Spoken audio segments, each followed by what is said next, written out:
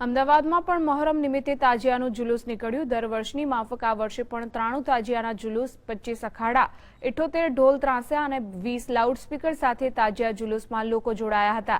વિવિધ વિસ્તારમાંથી પસાર થતા તમામ જુલુસો લાલ દરવાજા પાસેના સીદી સૈયદ મસ્જિદ પાસે એકઠા થાય છે। ત્યાંથી તમામ તાજિયા જુલુસ સાબરમતી નદી કિનારે તરફ જવાની વર્ષો જૂની પરંપરા છે।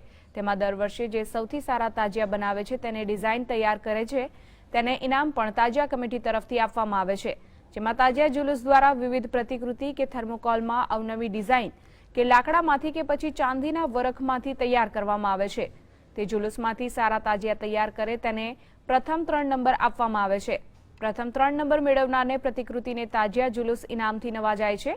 જે દર વર્ષે એક જ પ્રતિકૃતિ સાથે જોડાય તે ઇનામનો હકદાર રહેતો નથી, પણ નવી કૃતિમાં તાજિયા તૈયાર કરે તેને ઇનામ આપવાની પ્રથા ચાલી આવે છે। આ વર્ષે 93માંથી 29 નવી કૃતિના તાજિયા તૈયાર કરવામાં આવ્યા છે।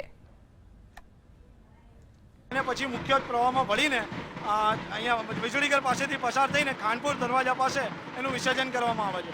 આમાં મોટી સંખ્યામાં માનવ મેળાણ જોડાય છે। આશરે 4 થી 5 લાખનું માનવ મેળાણ વિવિધ ધર્મના લોકો આમાં શ્રદ્ધાને અકીદત પેશ કરવા માટે સામેલ થાય છે અને એને મંગલ કામના કરીએ છીએ।